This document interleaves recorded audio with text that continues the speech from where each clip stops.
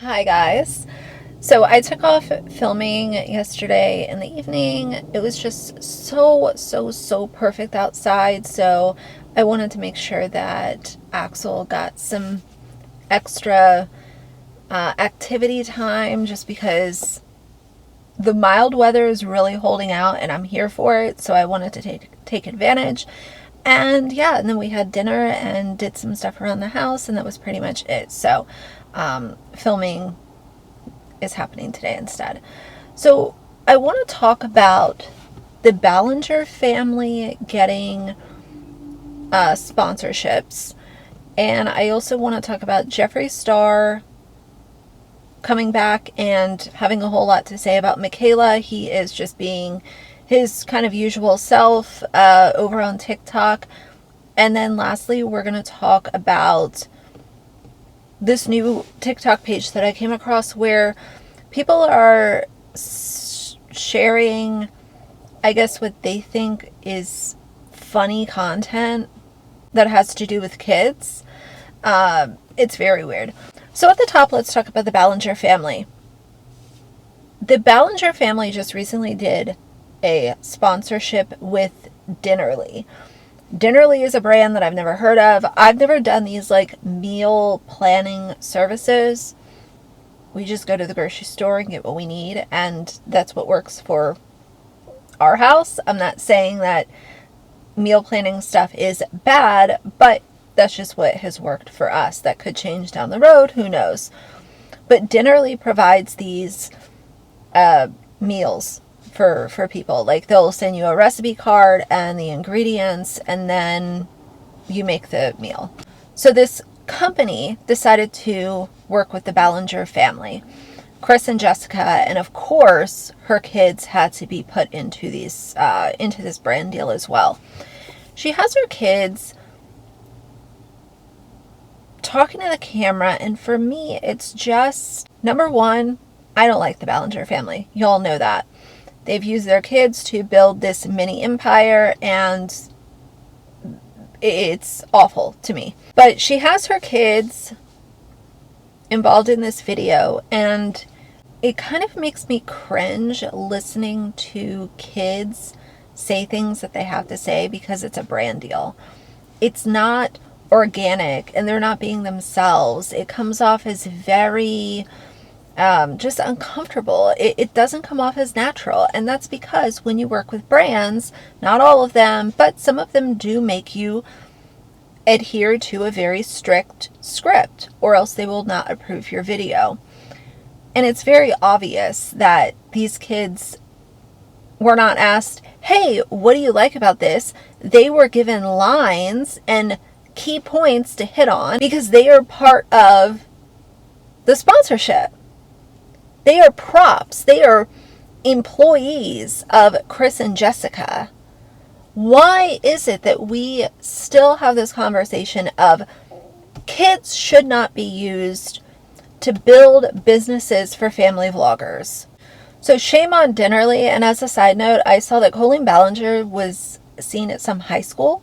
I don't know the backstory. I don't know any of the details, but why on earth was she at this high school? I'll have to look more into that and give follow-up thoughts. And evidently the high school students weren't happy that she was there. But again, like I said, I'll keep looking into that. Now, today on Two Things Can Be True at Once, let's talk about me not liking Mikayla or Jeffree. Two big beauty influencers, both problematic for different reasons, but Jeffree Star decided to talk about this video that Mikayla did for Patrick Ta Beauty reviewing his new eyeshadows that are coming out. She compared them to e.l.f., which, you know, obviously is not a fair comparison. We're talking about two different price points, two different technology levels as far as cosmetic production goes. It is what it is. But Jeffree Star decided to go off about Mikayla in this review. I will insert the clip from Rich. He shared it on TikTok. Jeffree's talking about a Temu tan, and he does make some valid points. Like, the more popular she became, the more problems came along with it. The more money she made, the worse she got. So I agree with that. But I also am not going to sit here and say that Jeffree Star is some kind of admirable person, because I think they're both problematic for different reasons. Let us never forget that Jeffree Star has been one of the most toxic people on social media for a very, very, very long time. And here we are again, current day, and instead of only talking about her and who she is as a person, we have to go into Orange Hands, Timu Tan, whatever else he was saying. And I don't know, I think with growth and change, it should also change the way that you approach people that you do not like or you disagree with. This drama all started when Mikayla reviewed Patrick Ta newest eyeshadows. She said it was $42. She reviewed it against e.l.f. eyeshadows. The e.l.f. one, although it's great, the formula isn't as expensive as over here. I'm just giving you guys a perspective from a consumer and a brand owner. So, I'm not surprised she said that these are overpriced and e.l.f. has a dupe. There's no way e.l.f. could produce Italian technology like that. There isn't. I will actually buy those eyeshadows right now, or I'll text my e.l.f. friend and say, yo, send me those eyeshadows. But Miss Timu Orange Hands, y'all are the ones that gave her the fucking credibility to keep going.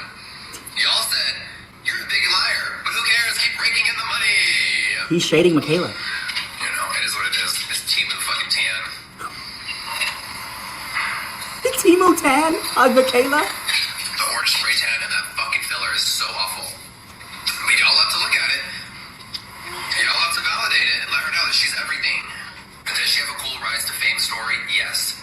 And then it all went dark and negative. The more money, the more power, the more fame, the more views, the more viewers. Not everybody acts right up here.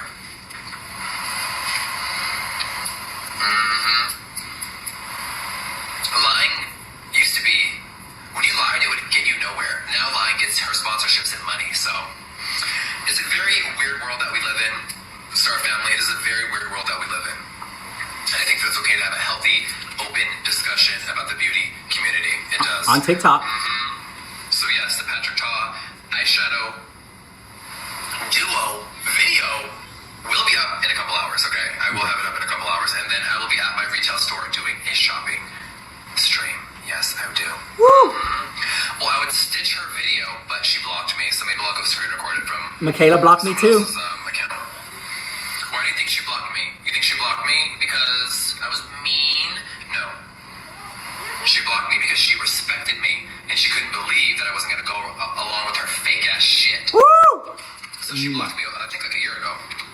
Wow. Of course she did, because I call her out on all her lies. And liars hate to be exposed. Yep. But I have my own villainous past, and I've made my own mistakes. So she was betting on not everyone taking me serious. She was betting on people, it's Jeffree Star, he's so controversial. But am I? Or is that just a perception that people have helped create over the years to try to disparage how truthful and honest I am? I do think Jeffree, it has maybe done a little bit of change as far as what he's doing, but number one, we don't know what he's doing when the camera is not on, and number two, I feel very confident in my stance of saying that I don't care for Jeffree. I also don't care for Mikayla, and he might have had some good points, but I don't care for either one of them. The last thing I want to say is put yourself in these shoes. Think about every single embarrassing or cringy thing that you did as a toddler, a small child. Imagine if all of those moments were filmed and sent out into the universe, where anyone could access them at any point in time. I came across this TikTok page that is doing compilations, and they're doing compilations of embarrassing moments that toddlers have, and, you know, meltdowns or crying or, you know, stuff that toddlers do. They're taking these moments and putting it on this TikTok page.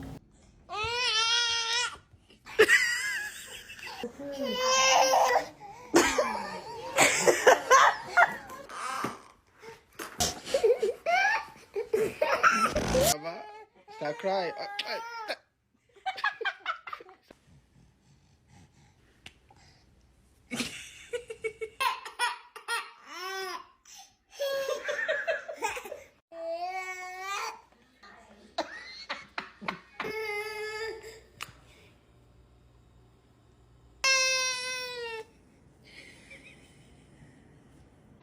Tag, you're it. No! I don't want to play that game. Kaylee!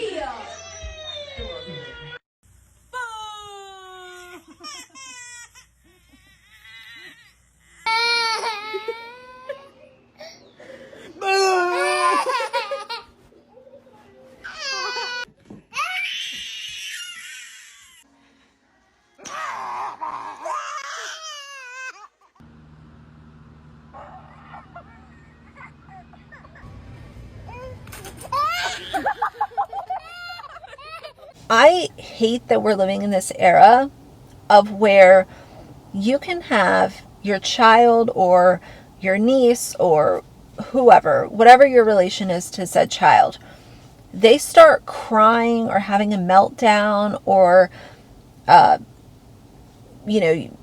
whatever, and you turn the camera on. Instead of consoling that child or giving them your undivided attention that might be needed in a situation, you instead are sitting on your ass filming it. That is the world, that is the era, that is the time that we are living in, where meltdowns equal money. And embarrassing moments equals more engagement.